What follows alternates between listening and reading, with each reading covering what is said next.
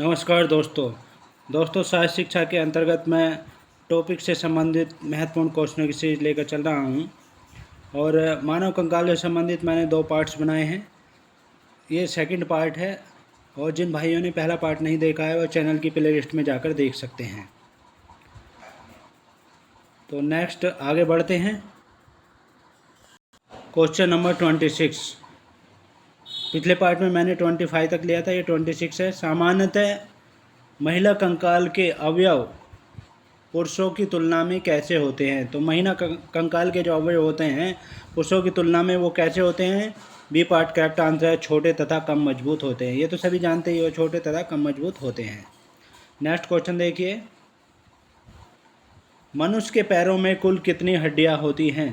तो दोस्तों मनुष्य के पैरों में जो हड्डियां होती हैं छोटी छोटी हड्डियां होती हैं और वो होती हैं 26 हड्डियां होती हैं। डी पार्ट करेक्ट आंसर है, 26 हड्डियां होती हैं और जो हमारे शरीर का भार उठाने में मदद करती हैं हमारी। नेक्स्ट क्वेश्चन देखिए, जोड़ों के अध्ययन को क्या कहते हैं? तो जोड़ों के अध्ययन को जो कहते हैं वो आर्थ्रोलॉजी कहा जाता है। डी पार्ट करेक्ट आंसर है। और दोस्तों जोड़ क्या होते हैं? जोड़ होते हैं जब 2 या 2 से अधिक हड्डियां आपस में मिलती हैं तो वो जोड़ कहलाता है, या उसके संयोजन को जोड़ कहते हैं हम, और इसे संधि भी कहा जाता है। नेक्स्ट क्वेश्चन देखिए, मानव शरीर में कितने प्रकार के जोड़ होते हैं? तो मानव शरीर में जो जोड़ होते हैं 3 प्रकार के होते हैं। ए पार्ट करेक्ट आंसर है। और कौन कौन से होते हैं? एक तो अचल जोड़ होता है।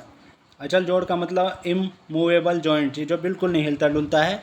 जैसे दिमाग में हड्डियाँ तिरछी मिर्ची जुड़ी हुई होती हैं तो उसमें अचल जोड़ होता है, इमूवेबल जॉइंट्स होता है। और दूसरा होता है थोड़ी गति वाली जोड़, स्लाइटली मूवेबल जॉइंट्स होता है। ये श्रोणि मेखला के प्यूबिस हड्डियों के बीच का जोड़ होता है। जो श्रोणि मेखला होती है हमारी, उसके प्यूबिस हड्डियों के बीच का जोड़ होता है। और तीसरा है सचल जोड़ या मूवेबल जॉइंट कहते हैं जिसे।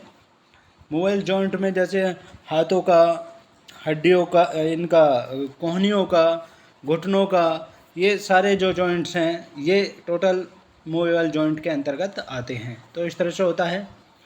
नेक्स्ट क्वेश्चन देखिए, क्वेश्चन नंबर 30। सचल जोड़ के अंतर्गत कितने प्रकार की संधियाँ आती हैं? सचल यानी मूवेबल जॉइंट्स के अंदर कितने प्रकार की संधियाँ आती हैं? वो आती हैं, बी पार्ट करेक्ट आंसर है, 5 प्रकार की संधियाँ आती हैं। कौन कौन सी होती हैं वो?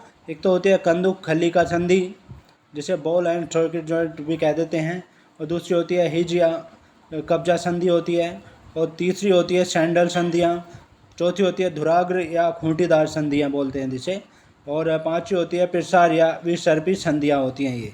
तो इस तरह की संधियाँ ये 5 होती हैं। नेक्स्ट क्वेश्चन देखिए, हिंज संधि को कहा जाता है। तो हिंज संधि को जो कहा जाता है, ए पार्ट करेक्ट आंसर है, मूवेबल जॉइंट कहते हैं इसे, यानी ये मूवेबल जॉइंट के अंतर्गत ये आता है।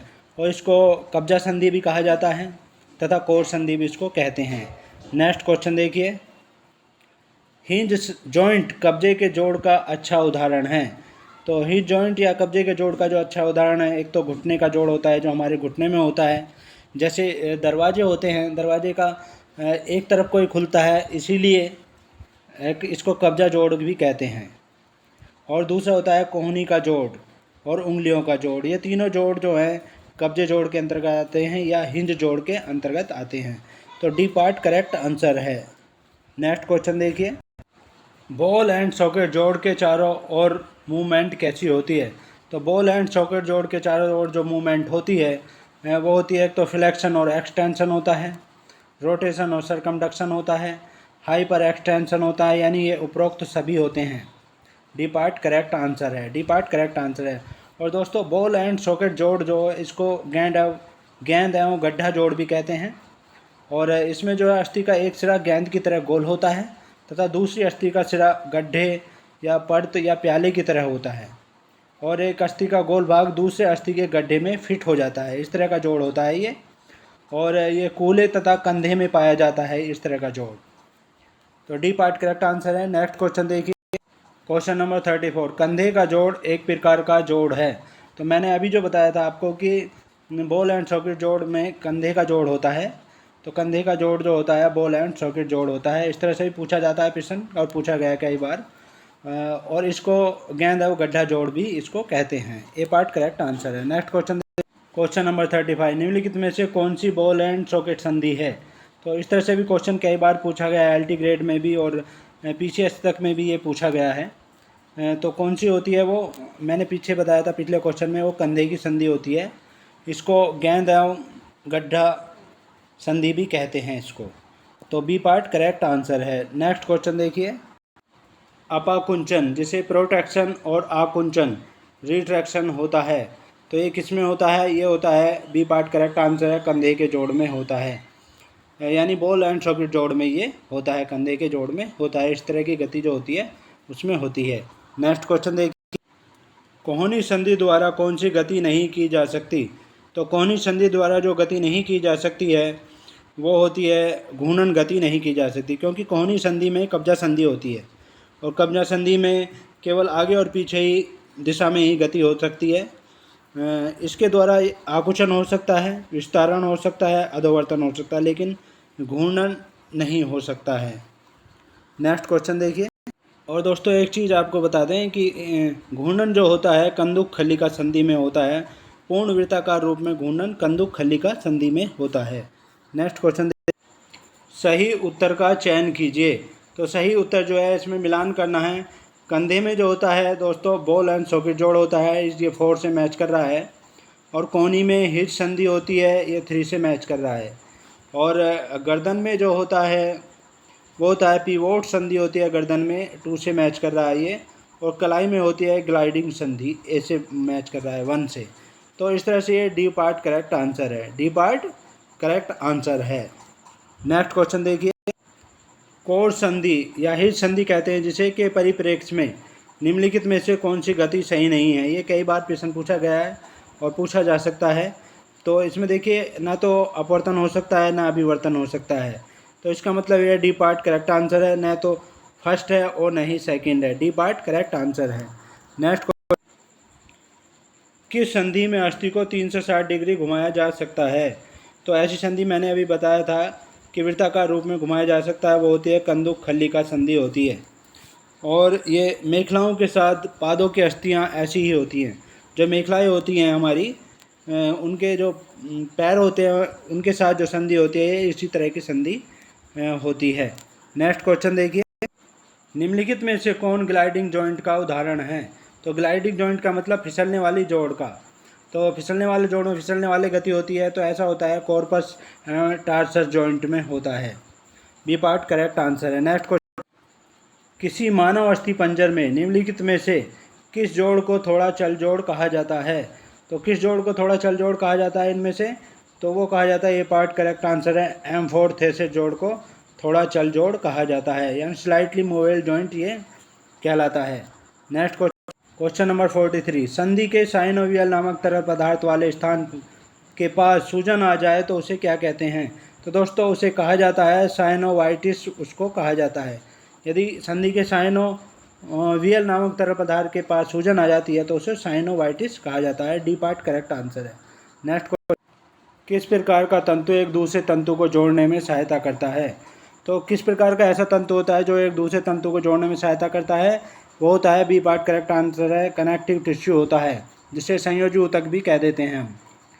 और ये कई प्रकार के होते हैं, जैसे स्नायु लिगामेंट होता है, और दूसरा होता है कंदरा, जिसे टेंडम बोल देते हैं। तो इत्यादि ये जो हैं कनेक्टिव टिश्यू होते हैं इनमें।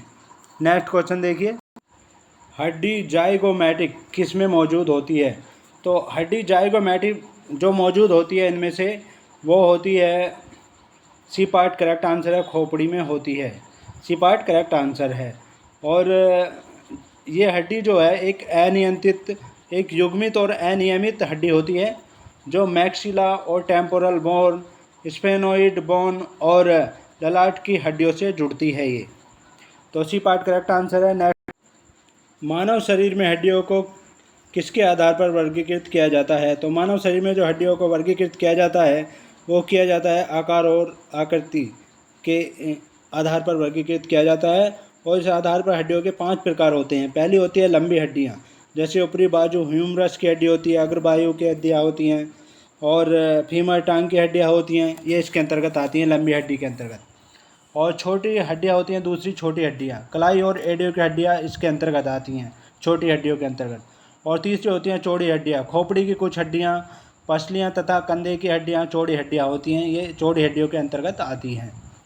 नंबर 4, बेतरतीब हड्डियाँ होती हैं, रीढ़ की हड्डियाँ तथा खोपड़ी की कुछ हड्डियाँ बेतरतीब होती हैं, जो टेढ़ी मेढ़ी होती हैं, यानी तो ये होती हैं रीढ़ की और खोपड़ी की हड्डियाँ।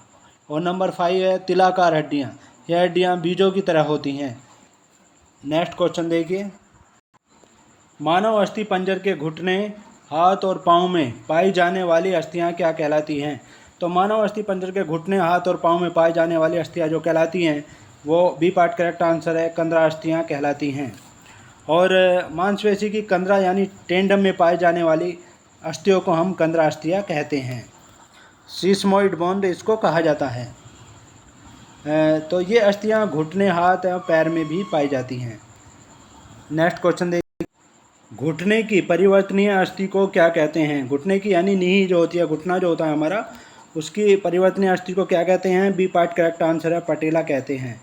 और दोस्तों यदि दुर्घटना हो जाए या किसी कारणवश इस अस्थि के क्षतिग्रस्त हो जाती है यदि ये अस्थि, तो इसका प्रतिस्थापन या रिप्लेसमेंट इसका किया जा सकता है, यानी दूसरी इसमें लगाई जा सकती है, और वो भी मजबूत प्लास्टिक से बनी हुई इसमें लगा दी जाती है।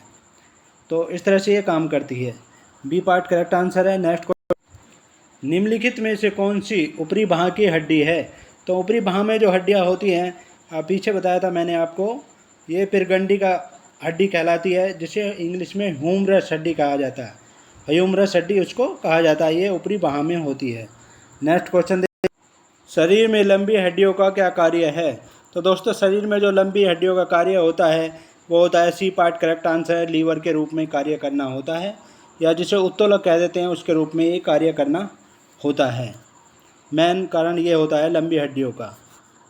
और नेक्स्ट क्वेश्चन देखिए, क्वेश्चन नंबर 51, स्केलेटल मसल्स या जिसे कंकाल पेशी कहते हैं द्वारा प्रत्येक सेंटीमीटर स्क्वायर है यहाँ पर, क्रॉस सेक्शनल एरिया द्वारा कितनी मात्रा में तनाव आरोपित किया जा सकता है? तो स्केलेटस मसल्स यानी जिसे कंकाल पेशियाँ कहते हैं उसके द्वारा जो किया जा सकता है वो बी पार्ट करेक्ट आंसर है, 3 से 4 किलोग्राम पर centi square cross sectional area में तनाव आरोपित किया जा सकता है।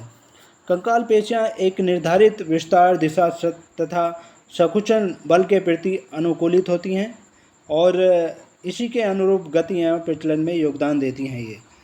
तो ये थे बहुत ही महत्वपूर्ण क्वेश्चन, और कंकाल तंत्र से संबंधित मैंने सभी क्वेश्चनों का समावेश कर दिया है।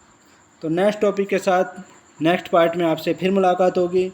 तब तक के लिए जय हिंद, जय भारत। Thanks so much.